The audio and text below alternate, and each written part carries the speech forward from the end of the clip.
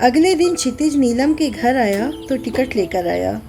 दिया सामने ही मिल गई, लेकिन क्षितिज उससे बात न करके इधर उधर देख रहा था। जब कोई नहीं दिखा तो उसने आवाज़ लगाई, नीलम जी कहाँ हैं आप? हेलो, मैं कोई मिस्टर इंडिया हूँ, दिखाई नहीं दे रही हूँ क्या आपको? जब से आए हैं नीलम नीलम बुलाए जा रहे हैं, बताइए क्या बात है? दिया को गुस्सा आया।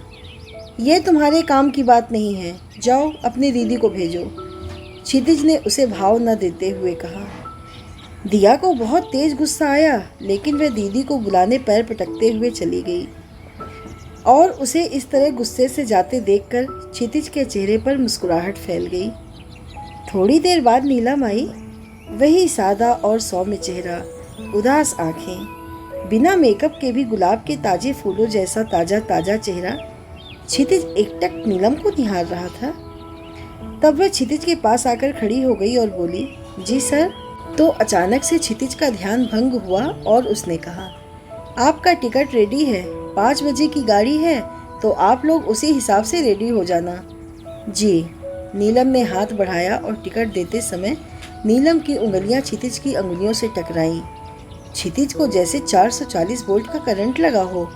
उसका पूरा बदन रोमांच से सिहर गया। बहुत बहुत धन्यवाद सर आपका, आपने हमारी सारी प्रॉब्लम सॉल्व कर दी। अरे कोई बात नहीं, ये तो मेरा फ़र्ज़ था।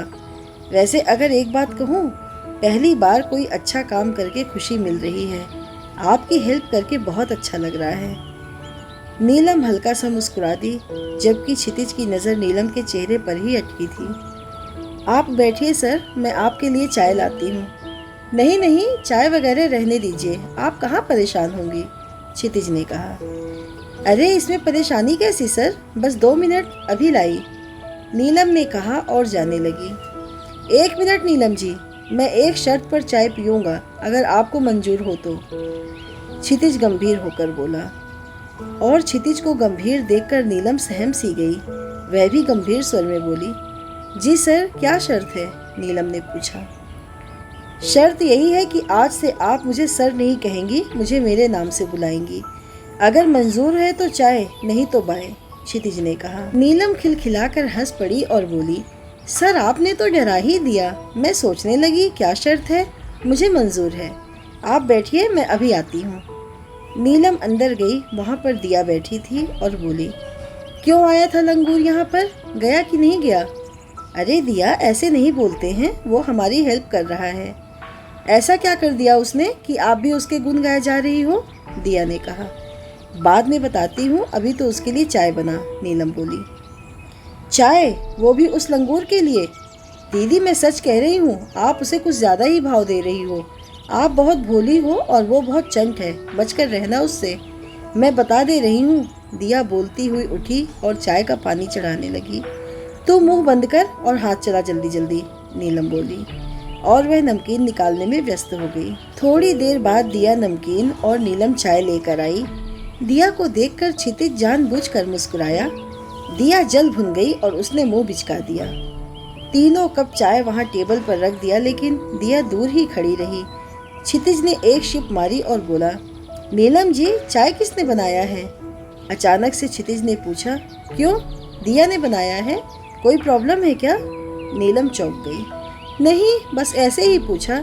इनको चाय भी बनाना आता है? मुझे लगा सिर्फ मुंह बनाना ही आता है। क्षितिज मुस्कुरा कर बोला, तो चाय पीना भी आता होगा, तो बुला लीजिए, आकर पी लें। इन्होंने ही बनाई है, इतनी बुरी भी नहीं है। वैसे दिया जी, चाय ही पीनी है कि कुछ और चाहिए? क्षितिज ने दिया को छेड़ते हुए कहा, और दिया के तन बदन में जैसे आग लग गई। वह गुस्से से बोली, हाँ चाहिए, चाकू, किसी का खून करने का मन हो रहा है, और नहीं पीनी मुझे चाय तुम्हारे साथ, जा रही हूँ मैं। दिया चली गई। क्षितिज खिलखिलाकर हंस पड़ा और नीलम भी मुस्कुरा पड़ी। चाय पीने के बाद क्षितिज बोला, नीलम जी, सच में दिया ने बहुत अच्छी चाय बनाई थी, और आपको बहुत बहुत धन्यवाद चाय के लिए। अब मैं चलता हूँ। अरे क्षितिज जी, धन्यवाद तो मुझे आपका करना चाहिए, जो आपने मेरा। 1 मिनट 1 मिनट, क्षितिज ने नीलम की बात काट दी। नीलम सोच में क्षितिज को देखने लगी, जैसे आंखों ही आंखों में क्यों पूछ रही हो। आप एक हेल्प का 2 बार धन्यवाद करती हैं क्या? आप पहले धन्यवाद कर चुकी हैं और वही काफ़ी है। फिर आपने टिकट के बदले मुझे इतनी अच्छी चाय पिलवा दी तो उसका भी बदला पूरा हो गया। अब हमारा और आपका कुछ बकाया नहीं है। क्षितिज मुस्कुराता हुआ बोला। नीलम भी मुस्कुरा दी। अब चलता हूँ, आप अपना ध्यान रखिएगा। आखिरकार वह दिन आ गया जब उन तीनों को दिल्ली जाना था। नीलम ने भाग दौड़ करके 20,000 इकट्ठा कर लिए थे। कुछ उसके पास रखे थे, कुछ उसने उधार लिए थे, क्योंकि घर से मिलने की बिल्कुल भी उम्मीद नहीं थी। हाँ, नीलम ने जाते समय अपनी भाभी को इन्फॉर्म कर दिया, लेकिन उन्होंने मुंह बिचकाकर अनसुना कर दिया, जैसे उन्हें कोई फर्क नहीं पड़ने वाला, और नीलम ने ध्यान भी नहीं दिया। नीलम और दिया टैक्सी से सीधे स्टेशन पहुंचे। अभी तक क्षितिज नहीं पहुंचा था। नीलम ने इधर उधर देखा और स्टेशन पर बैठ गई। दिया भी नीलम के पास ही स्टेशन पर पड़े बेंच पर जाकर बैठ गई। अभी उन्हें थोड़ी देर हुआ, तभी दिया ने देखा कि अमित भैया भागते हुए आ रहे हैं और खोजने वाली नजरों से इधर उधर जैसे कुछ ढूंढ रहे हैं। दिया की आंखें सिकुड़ गईं। उसने नीलम को दिखाया। नीलम भी चौंक गई। दोनों एक पल को बैठे रहे, शायद सोच रहे थे कि मिलना ठीक रहेगा कि नहीं। अगले ही पल नीलम का चेहरा सख्त हो गया और उसने अमित भैया से मिलने का फैसला किया और दिया को लाने को भेजा। दिया दौड़ कर गई और अमित भैया को नीलम के पास ले आई। अमित भैया बहुत शर्मिंदा थे और उनकी आंखें झुकी हुई, चेहरा उदास था। नीलम ने भैया को देखा, उसके मन में हुक सी उठी। क्या हुआ भैया, आप यहाँ? नीलम ने कहा। अचानक अमित ने नीलम को अपनी तरफ खींचा और बच्चों की तरह बिलख पड़ा। मुझे माफ कर देना नीलम, मैं बहुत मजबूर हूँ मेरी बहन, इसीलिए तुम लोगों के लिए कुछ नहीं कर पा रहा हूँ। मैं सब जानता हूँ, लेकिन क्या करूँ, तुम तो जानती हो कुमकुम को कैसी है। नीलम को लगा जैसे उसके पुराने भैया वापस आ गए हों। उसने तेज से भैया को पकड़ लिया, जैसे फिर कभी भी नहीं छोड़ेगी, और वह भी रोने लगी।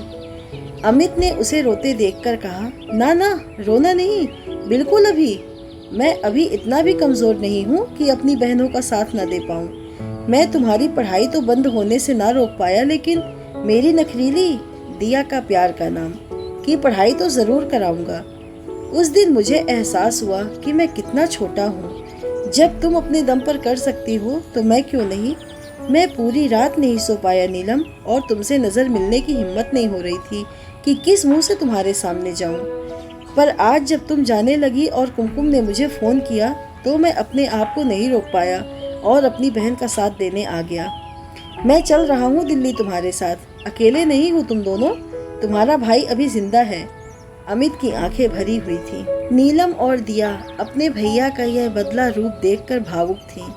उन्हें अपना यह भाई अपना सा लग रहा था, लेकिन नीलम अब भावनाओं से बाहर आ चुकी थी और हद तक संभल चुकी थी। वह बोली, लेकिन भैया भाभी, वह गुस्सा करेंगी और आप भी चलेंगे तो अकेली रह जाएंगी। अब चाहे जो भी गुस्सा करे या घर छोड़कर चली जाए, मैंने फैसला कर लिया है नीलम। भैया ये ठीक नहीं है। मैं पहले चाहती थी कि आप आएं, लेकिन फिर घर पर कोई नहीं रहेगा, फिर आने के बाद झगड़ा होगा सो अलग। इसीलिए आप वापस चले जाएं, हमें कोई दिक्कत नहीं होगी। लेकिन नीलम, अकेले तुम लोग कैसे मैनेज करोगे? कभी कहीं भी अकेले नहीं गई हो? अमित चिंतित स्वर में बोला। अकेले कहाँ हैं हम, 2 बहनें हैं।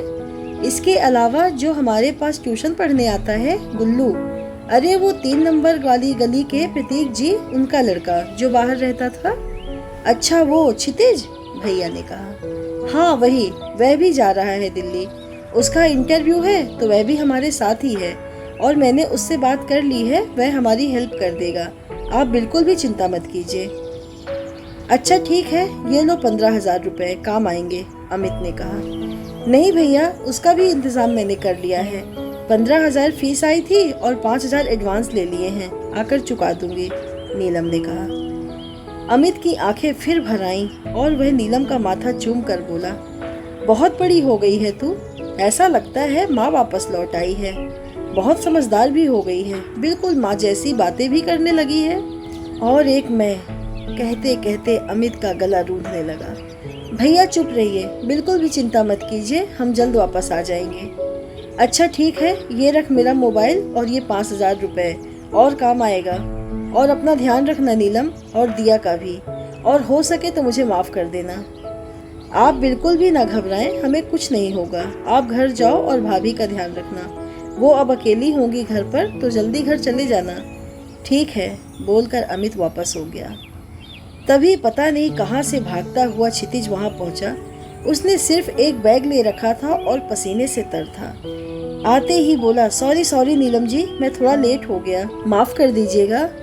तभी दिया की त्योरियां चढ़ गईं। और आपसे उम्मीद ही क्या की जा सकती है? अगर मुझे पहले पता होता कि आप ले जा रहे हो तो मैं जाती ही नहीं। दिया, नीलम ने डांटा और आंख दिखाई। अरे नीलम जी, कहने दीजिए, मुझे कोई दिक्कत नहीं है, क्योंकि जब दिया जी गुस्सा करती हैं तो इनका चेहरा देखने लायक होता है। क्षितिज ने मुस्कुराकर कहा। वैसे आप कहाँ रह गए थे? ट्रेन आने वाली है, मैं तो परेशान हो गई थी, नीलम बोली। अरे क्या बताऊं नीलम जी, अभी बताऊंगा तो आप हंसोगे। यूँ समझ लीजिए जान बचाकर आया हूँ, क्षितिज बोला। ऐसा क्या हो गया था? नीलम ने पूछा। अरे मैं टैक्सी से उतरा तो रास्ते में एक कुत्ता पीछे पड़ गया। पहले तो उसके डर से आधे घंटे टैक्सी में बैठा रहा, लेकिन वो भी मेरे इंतजार में ही बैठा था। जैसे उतरूं वैसे ही झपट पड़े और मैं जान बचाकर भागा, क्षितिज ने कहा। और नीलम खिलखिलाकर हंस पड़ी। साथ ही दिया भी मजाक उड़ाने वाले अंदाज में हंस पड़ी। दिया ने तपाक से कहा, जब कुत्ते से इतना डरते हो तो फिर किस बूते पर मुझसे भिड़ रहे थे? उस दिन तो लंबी लंबी फेंक रहे थे, ये कर दूंगा वो कर दूंगा। अरे दिया, तुम्हें क्या मालूम कुत्ते के काटने से क्या होता है? 14 इंजेक्शन लगते हैं, वह भी पेट में, क्षितिज ने कहा। तभी गाड़ी आने का इशारा हुआ और कुछ देर बाद गाड़ी आकर लग गई। क्षितिज ने दोनों का सामान जबरदस्ती उठा लिया और लेकर चलने लगा। साथ ही साथ ये भी ध्यान दे रहा था कि दोनों पीछे पीछे आ रही हैं कि नहीं। अपनी सीट के नीचे उसने सामान रखा और फिर बैठ गया। सामने दिया और नीलम बैठ गए। 2 नीचे की सीट और एक ऊपर की सीट थी। मैं इनके सामने नहीं बैठ सकती, ये मेरा दिमाग खराब कर देंगे, मैं ऊपर जाऊंगी, दिया बोली। हाँ, तुम ऊपर ही ठीक हो, मुझे भी तुम्हारे साथ बैठने का शौक नहीं है। मुझे तो नीलम जी के साथ बात करनी है, तुम जाओ ऊपर, क्षितिज ने कहा। और दोनों की नोक झोंक देखकर नीलम मुस्कुरा रही थी और सोच रही थी कि क्षितिज कितना अच्छा लड़का है और हमारा कितना ध्यान रख रहा है। और क्षितिज बहुत खुश था कि उसे नीलम के साथ पूरी रात बात करने का मौका मिलेगा। उसे नीलम के साथ बहुत सारी बात करनी थी, उसके बारे में सब जानना था, क्या पसंद है क्या नापसंद है, सब कुछ उसके जिंदगी के बारे में जो वह अपने सीने में छिपा कर बैठी है। थोड़ी देर बाद ट्रेन चल पड़ी। दिया और नीलम एक सीट पर बैठे थे, जबकि क्षितिज सामने वाली सीट पर। क्षितिज नीलम को देख रहा था और सोच रहा था कि कितना मासूम चेहरा है नीलम का। नीलम खिड़की से बाहर झांक रही थी, लेकिन क्षितिज तो जैसे दुनिया जहान को भूलकर बस नीलम में खो गया था। अचानक से नीलम क्षितिज की तरफ पलटी और उसे अपनी तरफ देखते हुए चौंक गई। दोनों की नजर मिली और हल्की सी मुस्कुराहट फैल गई। नीलम जी, आप बताइए, कहाँ रहेंगी आप दिल्ली में? कुछ सोचा है? क्षितिज ने कहा। अभी कुछ नहीं सोचा है क्षितिज, सच बताऊं तो मुझे कुछ भी पता नहीं है कि क्या करना है। आप चिंता मत कीजिए, मैं सब संभाल लूंगा। मेरा अक्सर आना जाना होता रहता है। कल सुबह पहुंच जाएंगे और वहीं किसी होटल में एक कमरा ले लेंगे। आप दोनों नहा धो लेना, फिर नाश्ता करके हम दिया के कॉलेज चलेंगे, क्षितिज ने कहा। और आपका इंटरव्यू वो कैसे? नीलम ने पूछा। वो परसों है, कल आपका काम और परसों इंटरव्यू देकर वापसी, क्षितिज ने कहा। वैसे आपका किस चीज का इंटरव्यू है, क्या मैं जान सकती हूँ? नीलम ने पूछा। हाँ हाँ, क्यों नहीं, सिविल इंजीनियरिंग का। एक मल्टीनेशनल कंपनी ने अप्रोच किया है मुझे इंजीनियर के लिए, क्षितिज ने कहा। अरे वाह, तो जनाब इंजीनियर हैं आप, नीलम ने कहा। क्षितिज मुस्कुराकर रह गया। चलिए, बेस्ट ऑफ लक आपके जॉब के लिए और आप चिंता मत कीजिए, आपका सिलेक्शन हो जाएगा पक्का, नीलम ने कहा। ऐसा कैसे कह सकती हैं आप? क्षितिज ने पूछा। अगर ना हुआ तो? क्षितिज ने कहा। नहीं नहीं, हो जाएगा, मेरा दिल कह रहा है, नीलम ने कहा। अच्छा जी, और भी कुछ कह रहा है आपका दिल? क्षितिज ने मुस्कुराकर पूछा। नीलम ने कुछ नहीं कहा, बस मुस्कुराकर रह गई और उठ गई। 1 मिनट क्षितिज जी, आप और दिया बातें कीजिए, हम अभी आते हैं, नीलम ने कहा और चली गई। क्षितिज का कांटा बदला और दिया की तरफ हो गया। दिया जी, आप हरदम गुस्से में रहती हैं। ये आपकी आदत है या कहीं से स्पेशल पढ़ाई की है? क्षितिज ने कहा। दिया ने भी कहा कि आप जो इतना बकबक करते हैं वो आपकी आदत है या पढ़ाई की है? अरे मेरी तो आदत है, लेकिन शायद आपको मेरी बातें नहीं पसंद हैं, इसीलिए मेरे बोलते ही आप गुस्से में हो जाते हैं। क्षितिज ने हल्का सा उदास स्वर में कहा। नहीं, ऐसा नहीं है, मैं क्यों गुस्सा करूंगी? दिया बोली। तो फिर आप इतना नाराज क्यों रहती हैं? अभी भी पहले दिन वाली घटना से नाराज हैं क्या? मैंने आपसे सॉरी बोल दिया है, अगर आप फिर कहेंगी तो फिर बोल देंगे, क्षितिज ने कहा। देखिए दिया जी, आपने मुझे कहा, मैंने आपको, बात खत्म। अब क्या हम उसी बात को लेकर एक दूसरे की टांग खींचते रहेंगे? चलो दोस्ती कर लेते हैं। तो ना आज से हम आपको, ना ही आप हमें कुछ कहेंगी। अगर मंजूर हो तो फिर हाथ मिलाइए। क्षितिज ने अपना हाथ आगे कर दिया। दिया थोड़ी देर सोचती रही, फिर उसने हाथ मिला लिया और बोली, नहीं, सॉरी बोलने की कोई ज़रूरत नहीं है। मैं नीलम दी जितनी समझदार नहीं हूँ, तो मुझे उतना समझ में नहीं आता कि क्या करना है क्या नहीं करना है। मुझे तो आपको थैंक यू बोलना था कि आपने मेरी हेल्प की और हमारे साथ यहाँ तक आए, और मैं हूँ कि खामखा आप पर गुस्सा कर रही हूँ, दिया ने कहा। अच्छा एक बात बताओ, नीलम आपकी सगी बहन है क्या? क्षितिज ने पूछा। हाँ क्यों? दिया की त्योरी फिर चढ़ी। क्योंकि वो कितनी शांत समझदार, उन्हें देखकर ऐसा लगता है कि उन्हें कभी गुस्सा नहीं आता, और आप पूरा आग का गोला, इसीलिए आपसे तो डर लगता है, क्षितिज ने मुस्कुरा कर कहा। दिया खिलखिलाकर हंस पड़ी और बोली, अच्छी बात है, डरना ही चाहिए। डर कर रहोगे तो बचे रहोगे मार खाने से। तभी नीलम वापस आ गई और आश्चर्य से बोली, क्या बात है दिया, क्षितिज के साथ हंस रही है, तबीयत तो ठीक है? नीलम भी मुस्कुरा रही थी। जी दीदी, क्षितिज उतना भी बुरा नहीं है, ठीक है, और मेरी हेल्प भी कर रहे हैं, तो मैंने सोचा कि इन्हें बख्श दें। पहली गलती थी, इसीलिए छोड़ दिया। हाँ नीलम जी, हमने अपना झगड़ा खत्म कर लिया और दोस्त बन गए। और दिया, तुम्हारा भी धन्यवाद मुझे बख्शने के लिए, क्षितिज ने कहा। चलो, जब ही अक्ल आ जाए तुझे, मैं तो पहले ही कहती थी कि क्षितिज ऐसे नहीं है। अच्छा उठ जाओ, हाथ धो आओ, मैं खाना निकाल देती हूँ, फिर सोने जाते हैं। ठीक है। दोनों हाथ धोने चले गए और जब वापस आए तो खाना लग चुका था, और नीलम को देखकर कई सारे और यात्रियों ने भी अपना टिफिन खोल लिया। पूरे कंपार्टमेंट में खाने की खुशबू फैल गई। सबने खाना खाया और फिर क्षितिज ने सीट खोल दिया और दिया ऊपर चली गई सोने। क्षितिज और नीलम आमने सामने लेट गए। नीलम ने अपने बैग से एक किताब निकाली और पढ़ने लगी। क्षितिज उसे पढ़ते हुए देख रहा था। क्या मासूम से चेहरा, बिना किसी मेकअप के गोरा गोरा साफ रंग और गुलाबी लिप्स, आंखें ऐसी काली कि काजल लगा होने का भ्रम हो जाए। क्षितिज एक टक नीलम को निहार रहा था और नीलम को निहारते निहारते नीलम के साथ कहीं बहुत दूर निकल गया। उसकी तंद्रा तब भंग हुई जब उसे लगा कि कोई उसे बुला रहा है। उसने हड़बड़ा कर देखा, नीलम उसे आवाज लगा रही थी। जी नीलम जी। क्षितिज जी, कहाँ खो गए थे? मैंने कितनी बार आपको बुलाया। कहीं नहीं, किन्हीं ख्यालों में गुम था। बोलिए क्या बात है? क्षितिज ने कहा। आपको कोई किताब चाहिए? मेरे पास है, नीलम ने कहा। किताब ही तो पढ़ रहा था, खूबसूरती की किताब, सादगी की किताब, शालीनता की किताब। आपके चेहरे में नीलम जी। क्षितिज के दिल से आवाज़ आई, लेकिन मैं प्रत्यक्ष में बोला, नहीं, किताब नहीं चाहिए। आप पढ़ रही थी तो मैं आपको देख रहा था। क्या हम थोड़ी देर बात कर सकते हैं, ऐसे ही लेटे लेटे? क्षितिज ने कहा। हाँ हाँ, क्यों नहीं। नीलम ने अपनी किताब किनारे रख दी। आपने क्या किया है नीलम जी? मैंने? नीलम हल्का सा सच्चाई और बोली, मैंने अपना ग्रेजुएशन भी कंप्लीट नहीं किया है क्षितिज जी। क्यों? जहाँ तक मैं समझ पाया हूँ कि आप पढ़ने में अच्छी थी और आपका मन भी लगता है पढ़ने में, क्षितिज ने कहा। वो तत्कालीन परिस्थितियाँ ऐसी बन गई थी कि मुझे अपनी पढ़ाई बीच में ही छोड़नी पड़ी। नीलम के चेहरे पर एक फीकी हंसी आई और क्षितिज ने महसूस किया कि नीलम की आंखों में एक दर्द उतर आया। मेरी माँ का सपना था कि मैं IAS बनूं और इसके लिए उन्होंने अपनी ज़िंदगी लगा दी, लेकिन उनके जाने के बाद उन्हीं के साथ उनका सपना भी चला गया। मैं अपने ज़िले की टॉपर थी क्षितिज जी, लेकिन क्या फ़ायदा, अब सब बातें पुरानी हो चुकी हैं। अभी की परिस्थिति यह है कि मैं ग्रेजुएट भी नहीं हूँ। क्षितिज को ऐसा लगा कि नीलम के चेहरे पर दर्द उतर आया हो।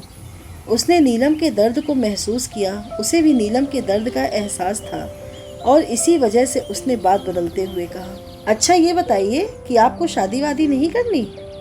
नीलम एक पल चौंकी, शायद ऐसे सवाल की उम्मीद नहीं थी, लेकिन फिर बोली, जब ईश्वर की मर्जी होगी तब होगी। भैया है यह सोचने के लिए, मैं क्यों सोचूं? फिर भी आपको अपने जीवन साथी में क्या चाहिए? ऐसा कोई मैं विशेष नहीं हूँ कि मुझे कोई राजकुमार का सपना आए। फिर भी आप पूछ रहे हैं तो बता देती हूँ कि मुझे उसी घर में शादी करनी है जहाँ संयुक्त परिवार में सास ससुर और मेरी एक नंद और देवर हो। ज़्यादा कमाई हो चाहे ना हो, लेकिन घर में प्रेम हो, और सबसे बड़ी बात, उसके बारे में जिसके साथ मुझे जीवन बिताना पड़े वह पढ़े लिखे और समझदार हो, उनका दिल साफ हो। शक्ल सूरत कैसी भी हो मुझे फ़र्क नहीं पड़ता, नीलम ने कहा।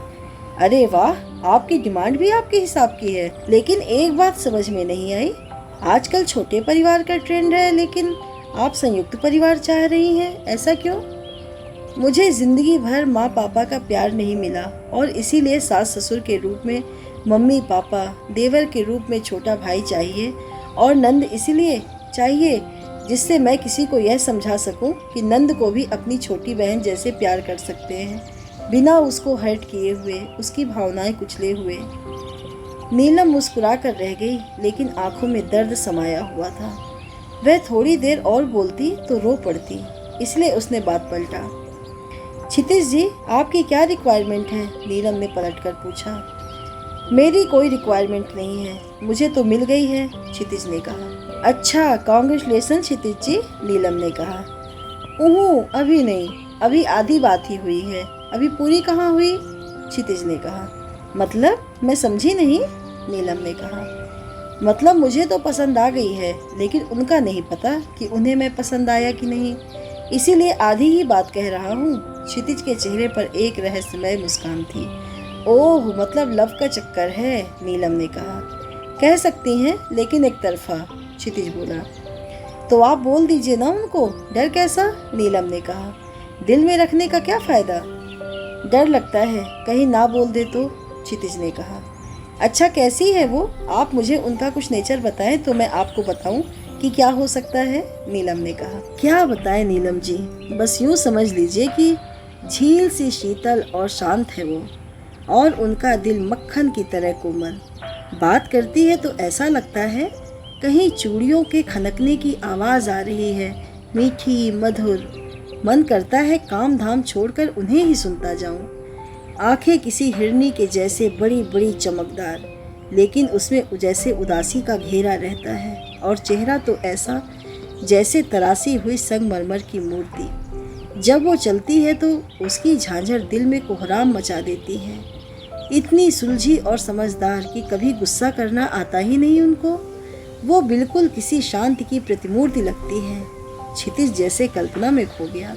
अरे बस बस बस, आप तो खो गए बिल्कुल। वो जो भी है आपके साथ बहुत खुश रहेगी, क्योंकि सच में आप उन्हें बहुत प्यार करते हैं, नीलम ने कहा। वह मुस्कुरा रही थी। बहुत प्यार करता हूँ, जी करता है कि उनका हाथ पकड़ लूँ और फिर कभी ना छोड़ूं, और उनका जीवन खुशियों से भर दूं। क्षितिज जैसे दीवाना हो चुका था, लेकिन इसके लिए आपको उनसे अपने प्यार का इजहार करना पड़ेगा, और मुझे पूरा विश्वास है वो ना नहीं कहेंगी, नीलम ने कहा। आप सच कह रही हैं? क्षितिज खुश होकर बोला। हाँ, मुझे ऐसा ही लगता है, बाकी आपको जैसा ठीक लगे, नीलम ने कहा। ठीक है, तो अगर मेरी जॉब लग गई तो मैं उनको अपने प्यार का इजहार कर दूंगा। गुड, ये हुई ना बात। तभी ऊपर से आवाज आई, ओ मजनू, अब सो भी जाओ, रात भर जागने का इरादा है क्या? क्या दीदी, आप भी इनकी बातों में आ रही हो, इनको तो सोना नहीं है, आप ही सो जाओ, दिया चिल्लाई। अच्छा ठीक है क्षितिज जी, रात काफी हो गई, अब सो जाएं, कल सुबह बहुत काम है, नीलम ने कहा। जी बिल्कुल, क्षितिज ने कहा और बोला। Good night Neelam ji. Good night दिया मेम साहब, और आंखें बंद कर ली। बंद आंखों से जाने कब तक वह नीलम को देखता रहा, और फिर नींद ने उसे अपने आगोश में ले लिया। 3 बजे रात को नीलम की आंख खुली। उसने देखा क्षितिज और दिया दोनों को ठंड लग रही थी। हल्का हल्का मौसम भी था और फिर ट्रेन चलने पर हवा भी लगती है। नीलम ने जल्दी से 2 चादर निकाला और दोनों को उड़ा दिया और खुद एक स्टॉल में समट कर लेट गई। सुबह करीब 6 बजे ट्रेन नई दिल्ली रेलवे स्टेशन पहुंची। दिल्ली पहुंचकर क्षितिज टैक्सी से पहाड़गंज पहुंचा। वहां पर उसने एक होटल लिया और फिर दोनों बहनों को छोड़कर बाहर आ गया। बाहर उसने एक डीलक्स स्नानागार में खुद नहा धोकर तैयार हुआ और उसने इंस्टीट्यूट ऑफ मेडिकल साइंस की सारी डिटेल ले ली। जब वह वापस कमरे में पहुंचा तो दोनों बहनें तैयार थीं। आप लोग चलो कुछ नाश्ता कर लो, फिर हम कॉलेज के लिए निकलते हैं। क्षितिज दोनों को लेकर एक रेस्टोरेंट में पहुंचा और नाश्ता करके सब टैक्सी से कॉलेज पहुंचे। नीलम और दिया क्षितिज के पीछे पीछे चल पड़ी। क्षितिज ने पहले तो सारी भाग दौड़ करके एडमिशन करवाया, फिर मेस और हॉस्टल की फीस। सुबह से लेकर दोपहर का वक्त हो गया और अब जाकर सारा काम खत्म हुआ। क्षितिज नीलम के पास आया और बोला, ये लीजिए नीलम जी, ये हॉस्टल का पास है और ये एडमिट कार्ड। सारा काम हो गया आपका और ये सारे स्लिप जो फीस जमा हुए हैं चेक कर लीजिए। वह पूरा पसीने पसीने हो रहा था। क्षितिज जी, अगर आप नहीं होते तो शायद हम ये करवा ही नहीं पाते। आपने हमारे लिए इतने कष्ट सहे, मैं आपका कैसे धन्यवाद करूँगी। अरे नीलम जी, इसमें कौन सा कष्ट, मुझे आना ही था। फिर आपके साथ आने में मुझे बहुत अच्छा लगा, लेकिन फिर भी अगर आप कुछ देना चाहती हैं तो बस एक वादा कीजिए कि हमें आप ना नहीं करेंगी। क्षितिज के दिल की बात जुबान पर आ गई। क्या ना नहीं करेंगी? नीलम को समझ में नहीं आया। क्षितिज हड़बड़ा गया। मेरा मतलब है कि चाय वाय पिलवाएंगी, मुझे ना नहीं करेंगी। क्षितिज बौखलाते हुए बोला। नीलम खिलखिलाकर हंस पड़ी और बोली, बस इतनी छोटी सी बात, इसके लिए क्या ना करेंगी? आप हमसे ऐसे ही बोल देते, पक्का आपको चाय पिलाएंगे अपने हाथों से। क्षितिज ने अपने माथे पर हाथ मारा और मन ही मन बड़बड़ाया। दिया ने भी क्षितिज को धन्यवाद दिया। जब सारा काम हो गया तब दिया बोली, दीदी भूख लगी है, कुछ खाना मिलेगा? फिर क्षितिज की तरफ घूमी। क्यों इंजीनियर साहब, कुछ है व्यवस्था कि भूखे मारोगे? अरे क्यों नहीं है व्यवस्था, आपके लिए तो जान भी हाजिर है। खाना क्या चीज है? क्षितिज ने मजाकिया लहजे में कहा। आप कभी सही से बात नहीं कर सकते क्या? 1 नंबर के अकड़ू और फ्लर्ट हैं आप। रात को दीदी से, अब मुझसे 1 नंबर के चीटर और लफंगे लगते हो। क्षितिज मुस्कुरा के रह गया और बोला, मेरा दिल आ गया है किसी पर, क्या करूं? मैं तुम्हारा कुछ बन जाऊं? ऐसा है मुझसे तो ऐसी बातें करो मत। मुझे तुम्हारे बातों में और तुम्हारे इस मजनूगिरी में कोई इंटरेस्ट नहीं है। इससे दीदी खुश हो सकती है, मैं नहीं, समझे? और अगर तुम दुनिया के आखिरी लड़के भी होगे तो मैं ना कर दूंगी। दिया पूरे मूड में थी। अच्छा, तो फिर आपने नीलम दीदी से ही बात करवा दो। अब तो हम दोस्त हैं, इतना तो कर ही सकती हो, इतनी हेल्प की है। भगवान, आप चुपचाप चलिए, एक तो भूख लगी है, उस पर इनका बकबक सुनो। नीलम दीदी के साथ हूर के साथ लंगूर। दिया मन ही मन बड़बड़ाई। क्षितिज ने एक रेस्टोरेंट में जाकर सबको खाना खिलाया और जब पैसे देने लगा तो नीलम ने हाथ पकड़ लिया। नहीं क्षितिज, आज नहीं, आज मेरा हक है, क्योंकि आपकी ही वजह से सब काम हो गया। तो यूँ समझ लीजिए, ये लंच मेरी तरफ से, प्लीज। ओके, लेकिन एक शर्त पर, शाम को आप मेरे साथ एक रेस्तरां में चलेंगी और मैं आपका बिल पे करूँगा। लेकिन मैं अकेले कैसे? नीलम सकपकाई। अरे अकेले कहाँ, मैं रहूँगा ना। और फिर दिया को तो अपने हॉस्टल जाना है, तो वो तो अब वहीं रहेगी, फिर आप अकेले क्या करेंगे? चलिए ना मेरी खातिर। नीलम ने एक पल सोचा और फिर ठीक है बोल दिया। क्षितिज जैसे बच्चों की तरह खुश हो गया और बोला, हुर्र। नीलम मुस्कुरा के रह गई। नीलम ने दिया को उसके कॉलेज छोड़ा और ढेर सारी हिदायतें दी कि झगड़ा मत करना, गुस्सा मत करना, टाइम पर खा लेना और पढ़ाई पर ध्यान देना, शरारतें मत करना। मेरी प्यारी दीदी, आप बिल्कुल भी चिंता मत कीजिए, मैं सब संभाल लूँगी। बस आप अपना ध्यान रखिएगा, क्योंकि आप बहुत लापरवाह हैं और अपना बिल्कुल भी केयर नहीं करती हैं। नीलम ने दिया को पकड़कर अपने कलेजे से लगा लिया। आज तक दोनों बहनें साथ थीं और आज पहली बार अलग इस तरह से। नीलम को याद आ रहा था कि कैसे दिया मेरे लिए भिड़ जाती थी और यही सब सोचकर वह भावुक हो गई। और नीलम का हाल देखकर दिया भी रो पड़ी और बोली, दीदी आप बिल्कुल मेरी चिंता मत कीजिए, मैं जल्द ही आपके सपनों को पूरा करके आऊँगी, बस आप अपना ध्यान रखिएगा। आपके अलावा मेरा कोई नहीं है इस दुनिया में। नीलम ने समझा बुझाकर दिया को भेजा और वापस अपने होटल की तरफ चली गई और दिया अपने हॉस्टल में चली गई। शाम को 6 बजे का डिनर था। नीलम ने पिंक कलर का एक सुंदर सा ड्रेस पहना था, बाकी सारा स्टाइल वैसे का वैसा। क्षितिज और नीलम एक रेस्टोरेंट में पहुंचे। पूरा हॉल लगभग फुल था। कई जोड़े एक साथ बैठे हुए थे हॉल में। पता नहीं कहाँ से हल्की हल्की संगीत बज रहा था, जिस पर रोमांटिक गाना बज रहा था। पूरा माहौल ऐसा था कि दिल में रोमांच जाग जाए। नीलम पहली बार ऐसी किसी जगह पर आई थी, इसीलिए सब चाह रही थी। एक कोने में एक टेबल खाली थी तो दोनों जाकर उस पर बैठ गए और क्षितिज बोला, बताइए नीलम जी, क्या खाएंगे? जो आपका दिल करे। आज तो आप हमें लेकर आए हैं, नीलम ने कहा। नहीं, आप आई हैं तो हम भी आज आपके हिसाब से खाएंगे। आप मेनू देखकर ऑर्डर कीजिए प्लीज। नीलम ने मेनू देखा और ऑर्डर किया। Neelam ji, thank you so much, आप हमारे साथ आई। आज की यह शाम मेरी जिंदगी की सबसे खूबसूरत शाम है, इसे मैं नहीं भूल सकता, क्षितिज ने कहा। नीलम मुस्कुराकर बोली, क्षितिज, आपने हमारी इतनी हेल्प की है तो हमें भी तो आपका यह एहसान चुकाना था। और मैं भी आज तक इतने अच्छे माहौल में कभी भी नहीं आई, लेकिन आपकी वजह से मैंने भी देख लिया। आपका भी धन्यवाद, मुझे ये जगह बहुत पसंद आई। दोनों बहुत देर तक बातें करते रहे और फिर खाना खाया और अपने होटल चले आए। रात को रहने के लिए क्षितिज ने एक दूसरा कमरा ले लिया और दोनों सो गए। इधर दिया जब अपने हॉस्टल पहुंची तो देखा कि उसके साथ एक और लड़की उसकी रूममेट थी, जिसका नाम सपना था। जैसे ही दिया ने कमरे में कदम रखा, सपना आ गई। वह गोरे रंग की तीखे नए नक्श वाली लड़की थी और देखने में काफी सुंदर लग रही थी। हाय, मैं सपना, आपकी रूममेट। आपका क्या नाम है? मेरा नाम दिया है। अरे वाह, नाम तो बहुत सुंदर है। दिया, आप कहाँ से हैं? मैं हिमाचल से हूँ। और आप सपना? दिया ने पूछा। अरे मैं तो उत्तर प्रदेश से हूँ, कन्नौज, सपना ने कहा।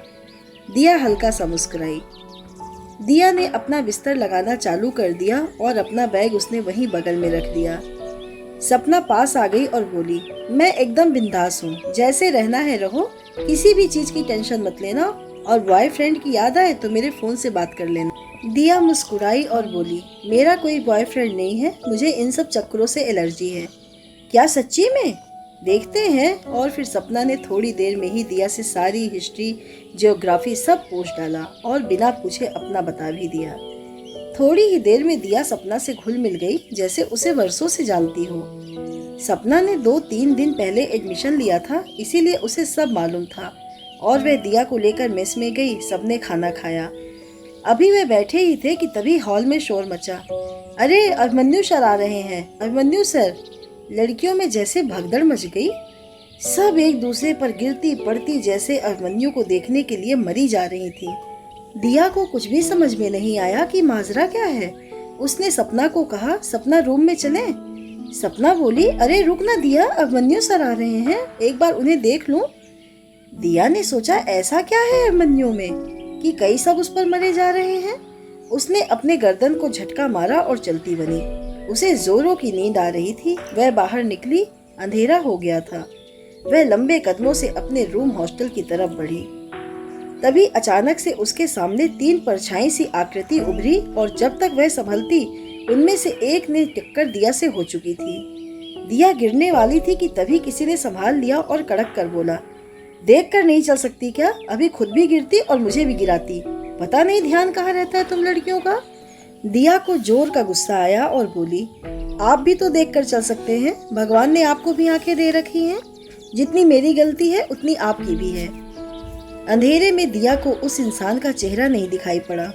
अच्छा, बड़ी नखरीली हो, एक तो टकरा गई और सॉरी बोलने की जगह पर नखरे दिखा रही हो, इतनी अकड़। उसका सर्द स्वर फिर गूंजा। अगर मुझे सॉरी बोलना चाहिए तो आपको भी बोलना चाहिए मुझे, क्योंकि मैं लड़की हूँ और आप लड़के, और आपको इतनी तो तमीज होनी चाहिए कि एक लड़की से कैसे बात करनी चाहिए, वो भी तब जब उसने जानबूझकर कुछ ना किया हो। वो भाई, तू चाहता क्या है? पेट में चूहे कूद रहे हैं, चलना है कि नहीं यार? अभिमन्यु तू कमाल है, क्या एलर्जी है तुझे लड़कियों से? तू जा मेरी माँ, ये साला पागल है आधा, ये ना खुद खाएगा ना हमें खाने देगा। हम इसकी तरफ से सॉरी बोलते हैं, हमें बहुत तेज भूख लगी है, खाने जाना है। तो आप ये बात अपने दोस्त को समझाइए। बाय द वे, टकराने के लिए सॉरी, हमने जानबूझकर ये नहीं किया था, दिया ने बोला और निकल गई। वह अपने रूम में गई और नीलम दी के बारे में सोचने लगी। बचपन से दोनों साथ थीं, तो अब उन्हें अकेले छोड़कर दिया को अच्छा नहीं लग रहा था। उसे नीलम की आदत पड़ चुकी थी, लेकिन अब जब तक उसका सपना पूरा नहीं हो जाता उसको दूर ही रहना था। सोचते सोचते उसे नींद आ गई और वह सो गई।